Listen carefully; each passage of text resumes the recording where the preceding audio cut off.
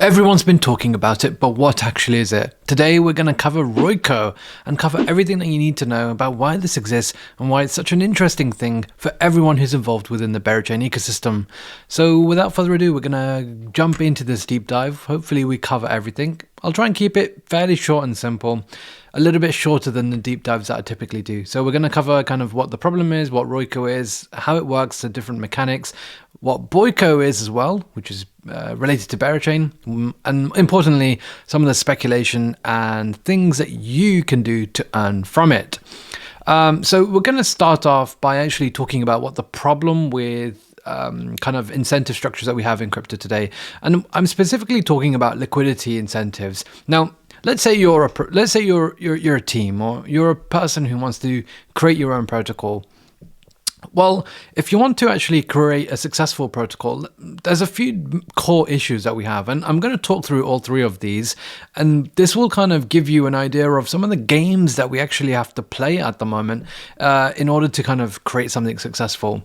So I've listed them here, and I think you can actually find something fairly similar that I believe Jack from Berachain wrote about, so shout out to him. Some of this was inspired by his writing. So firstly, let's start off with the cold start problem. And essentially what that refers to is, like, without having deep liquidity, a lot of protocols actually struggle to really get the best out of them. And, you know, an example is, let's say you're a DEX. If you don't have deep liquidity, well, it's going to be a really big problem because your slippage is going to be high. The UX is just generally going to be really bad. Once you do have deep liquidity, though, you can actually really shine. And this is like what Uniswap has today. It's got billions and billions of dollars in liquidity. The experience is great. You could say the same about Curve as well. When there's a lot of liquidity in those concentrated stable pools, yeah, it's amazing. You can have a $10 million swap and you hardly have any slippage. So yeah, you've got this cold start problem where, like, you know, when the liquidity is low, your product really struggles. I think you often see this with derivative protocols where, without having deep liquidity, the actual derivatives themselves aren't very useful. So this is like a big problem. So we have this cold start problem. Now, in order to kind of kickstart this cold start problem, what we often find is that protocols reach out to, let's say, farmers or high net worth individuals or VCs, maybe those running family offices. And what they do is, because of this initial liquidity issue, they reach out to them and give them an incredible deal where they'll give them boosted incentives or some token allocation, maybe some protection as well in case something goes wrong. And they'll give them to these whales. And these whales can then play the game where they can just farm these incentives. It's easy for them. They already have the capital. The protocols just kind of feel obliged to do this. And that's because they have no other way to kind of get things kickstarted. Now, the problem here is, firstly, protocols end up paying a lot, and I mean a lot. I mean, you get laughed out of the room if you offer anything like 20% on stables, and that's crazy, right? Unfortunately, ordinary users really don't get those same privileges, and this is, again, like one of the issues that we have. Lastly, I've also written about the lack of transparency. Now, over the last few years, especially with the kind of rise of airdrop farming was popular even before that, but I think really gained a lot of popularity over the last few years. We did see these points programs come about. It's a very common feature that you'll see on many, many apps today. And these points programs are at times a little bit predatory. And the reason why is because they aren't very transparent. One thing that all of us really don't know to proper lengths is, let's say if you have $1 of liquidity, how many actual rewards are you going to get? Yeah, sure, you can give me 10 of this points or 1,000 of this other points program, but what does that actually mean? All of that, in terms of how much those points convert into tokens, is something that, you know, is just not known, and the teams know this and they can take advantage of it. And so One other thing is, there are lots of bonuses, there are yield tokens, there are multipliers. We've seen this especially with perhaps some of the restaking stuff. I think I noticed this a lot anyway, where these restaked tokens, let's say if it was ETH or Bitcoin or whatever, are integrated in tons and tons of different protocols, and you're getting bonuses for using this one over that one. And then if you use a yield token, you'll get like a 10x boost. It becomes really difficult to actually know what your overall reward is going to be. What are you actually getting for every $1 of deposit? So this lack of transparency is kind of a pretty key thing. And perhaps one reason why people have been a little bit disappointed from points programs recently. They've been farming for 3, 4, 5, even 6 months, maybe even longer at times. And in the end, they get a very small airdrop. And that's all because of this lack of transparency around points. So you combine all of these problems together, the cold start problem, the whale games, and the lack of transparency, and you have a lot of issues with liquidity incentives today. And I think the main point that I'm trying to make here is that users want to know what they are actually earning, and protocols want to pay a fair price for their liquidity, but also ensure long-term alignment. They don't want these mercenary farmers to just farm and dump and move over to the next thing. And it's historically what we've seen. So because of that, we're going to introduce Royco. Now, apologies, there shouldn't be a question mark there. I can introduce Royco and explain to you what Royco is and how it's trying to solve this problem. So what it is, it's a marketplace for decentralized applications for the creation of these liquidity markets. It's essentially a place where you can have an incentive provider, that could often be a protocol, and an action provider, that can often be a user, where they can come together, negotiate for various different incentives in order to perform certain actions. Those actions can be anything. It can be something like providing liquidity on an AMM. It can be minting an NFT. It can be governance voting, lending and borrowing, using specific DeFi vaults, locking up capital, even staking assets as we just talked about, and even using consumer-based applications. Whatever action that you can perform on chain, you can incentivize it. And therefore, you can create a marketplace for those who are providing the incentives and those who are completing those actions for those incentives. And that's essentially what Royco is. So how does Royco actually work? Well, they've got this on their website, and essentially there's kind of 4 points. Number one, you create a market, and that in that you're kind of turning any transaction or series of transactions into a market. Number two, you're offering incentives for completing those transactions. Number three, users can then negotiate. Maybe they want some more incentives, or maybe they want a slightly different deal. And number four, you complete the actions and earn those incentives. Pretty straightforward, right? And this is what it looks like right now. So it's currently on mainnet. And so you can see there's a bunch of different assets that you can, let's say, input, maybe USDC here on Aave, or maybe swap USDC into staked GHO for 1 month. You can see these are specific actions, and there's an asset and a chain, and you can get paid for doing these certain actions, usually from the providers themselves. So, if you look at, let's say, the top one, or the top two, I should say, these rewards are likely going to be coming from Aave, and you can see the incentives that they've added for some of these different actions. Now, you can also see how much TVL there is, the APR that you're getting, and this is like part of the idea of transparency, where you know exactly what you're getting yourself into, for how long, and what specific actions you're needing to do. So here's the second one on that list, the Aave one. You can see here, like, you're depositing USDC, but what's going to happen is it's going to swap that into staked GHO. GHO, for those of you who don't know, is Aave's stablecoin, and it's going to be swapped on balance of V2, and then you're going to stake this and lock it for 1 month. And for doing this action, you're going to be earning in total 30%, but the incentives offered via Royco are an additional 5%. And this can be very attractive for you. Now, you've got two parties really here. You've got the incentive providers, which in this case are probably Aave, and you've got the action providers. And these are like the two parties that play these markets. So an incentive provider like Aave will be like, look, I'll give you this much in rewards if you supply this amount for this duration. And the action provider will be like, you know what, it seems interesting, but actually instead of that, I will actually I'll give you the deposit, but actually I want a little bit more in rewards. And so there can be this negotiation that you can do on the app itself between these two parties.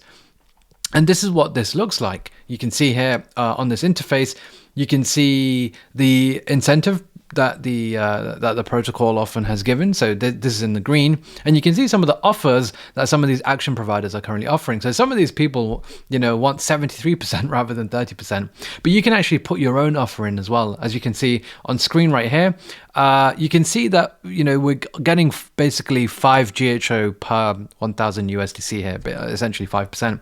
But I've typed out here that I actually want 10 per 1,000 USDC. So I'm looking for a 10% yield here. And so I can just put this offer in and maybe they'll accept it. And if they do, I'll complete the action. I'll lock my assets for 1 month. And as an action provider, I'll get my reward. And I'm basically negotiating there with the incentive provider. And this is great. This is great. It solves those 3 issues. It solves the cold start problem.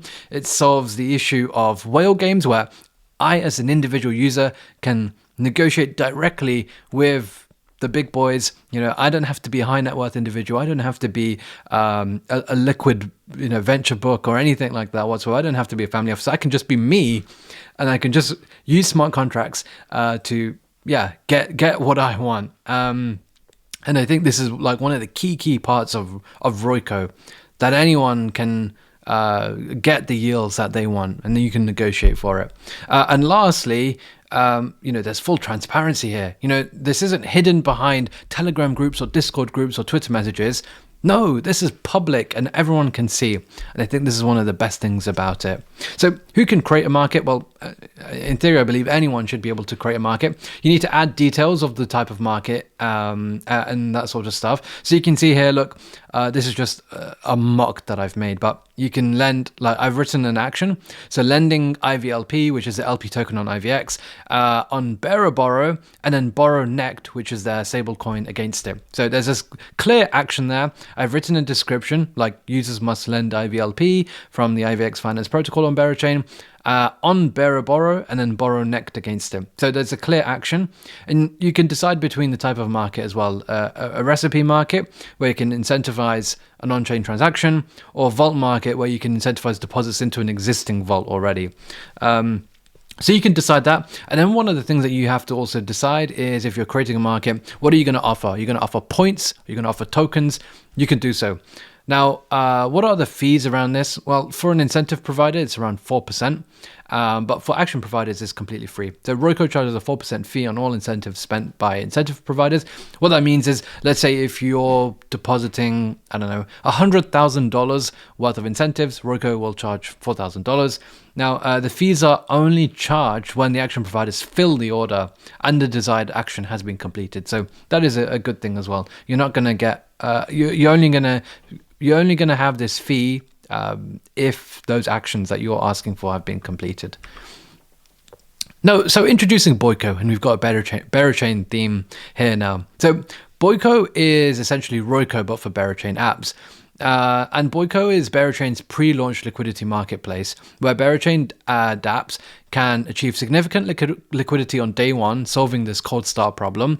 And this is because Boyco is going to launch before the Berachain mainnet launches, and so users can deposit, let's say, assets like ETH, Bitcoin, USDC from other chains, let's say from Ethereum mainnet, and what will happen is on mainnet they will get bridged and deposited automatically into the various different protocols that you've decided on.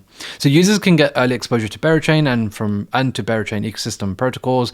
There's lots of transparency with the yields and kind of what you're able to earn. You can actually negotiate too as well, which is a great thing. And from a protocol level, they can comfortably just focus on the product, focus on what they want to do, rather than having to chase after finding people who are going to deposit and give them yield or give them liquidity, I should say, on day one. So protocols can get locked liquidity for known durations as well. Again, they don't have to worry about, what's going to happen if the yields drop, or what's going to happen if after a period of time, when, let's say after a week, if another protocol comes up, liquidity is locked. So as a protocol, I'm going to have liquidity for 3 months or 6 months, and I can just focus on building, which is a great thing as well. Now, the other thing is, with Boyco, there's only one incentive that's needed. If you look historically at some of the incentives that we've seen with, let's say, layer 2 chains that we've had, Previously, there were incentives for actually bridging onto that specific chain. And then there was a second round of incentives for using the apps itself. Here, it's just everything in one. The bridging, there isn't actually incentives for bridging itself. There's incentives for using the apps on the chain, which is the most important thing. And the bridging gets done automatically through Layer 0 and other infrastructure providers like Enso. And then the other thing is that protocols can actually work together and add incentives together within the same kind of applications to encourage more deposits. And we'll go through some examples of that later on. So yeah, the Berachain bootstrapping program is going to definitely come from Boyco. And I think it's really, really great. As I mentioned, this is going to be depositing assets like ETH, Bitcoin, USDC, maybe some other assets as well. And action providers, people like you and me, we can deposit these assets into these different protocols. So what will happen is Layer 0 and Enso will take these assets onto Berachain on mainnet and then deposit them into the respective protocols. And users like you and me, we can get yield, we can get points, we can get tokens. And the protocols, let's say like Kodiak, for example, they can get locked liquidity, and that's a really, really important thing for them. So what can you as a user earn? Well, I think firstly it depends on the market. We'll go through some specific examples, but there should be a multitude of rewards, and that includes Bera as well. Part of the Bera airdrop is going into Boyco, and so you will be getting Bera tokens. There are going to be other points and token rewards and some more. So yeah, there will be lots of call and lots of stuff, and I think we'll go through some examples as well. Now, here's my speculation, and just to make it clear, this is just speculation. I think that we'll see between 30 and 40 different vaults on Boyco, and I think, of course, as I mentioned, there will be a focus around stables, Bitcoin, and ETH. So that's what I think. I have no idea if that's going to be the case or not. Maybe we'll get some insight in about a week or so. I think hopefully we'll find out a little bit more, but this is what I think. And I've just put some graphics of some of the protocols that I think could be involved. Some of them are confirmed to be involved, let's say Kodiak and Dolomite. But, you know, there are some others here that I think possibly could be involved. And I think these are some protocols that possibly you should take a look at and see if they tickle your fancy. If they do, then I think they could be interesting for you if you want to deposit and earn some juicy rewards. So yeah, there's going to be probably more than this. You know, I've only put 12 protocols on here. I actually think there's going to be 30 or 40 different vaults. Maybe some of the protocols like Kodiak will have multiple vaults, but in general, yeah, I think there's probably going to be more than this. Maybe there's going to be 20, 30 protocols as well. I think that would be pretty awesome. Some of them are probably going to be well known, like Kodiak or like Bera or like Goldilocks. Maybe some of them are going to be a little bit less known, but I think we'll certainly see quite a few. And yeah, this is your time to do some research. And yeah, I think this will be a great opportunity. Right. So Boyco rewards, what are we actually going to be earning? So first of all, over 1% of the Berachain supply is going to go to Boyco. And this is pretty interesting because if we actually look at how much 1% of Bera actually is, well, again, I'm just doing some moon maths now. Why just moon maths again? $10 billion FDV for Bera. That's $100 million of rewards. Pretty decent, actually. So we're going to see that. I'm speculating here again. Maybe there's some rewards from Royco themselves. Maybe they'll have a token in the future. I don't know, but I'm speculating that could be something. Then you've got the yields from the actual liquidity in terms of like what it's actually doing. So let's say you deposit into a Kodiak pool. Well, you have to remember that those assets are going to be provided as liquidity on Kodiak, the DEX itself, and they will have some fees associated with trading, right? So Kodiak, for those of you who haven't seen, go and watch my deep dive. You'll learn about how much Kodiak LPs can earn.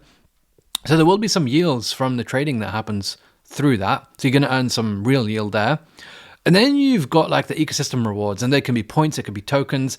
They can actually be multiplied as well. So you can do 2 in 1. And one example is like using Lombard's LBTC on Kodiak, where Lombard are incentivizing it and Kodiak are incentivizing it. Hence why you've got 2 in 1.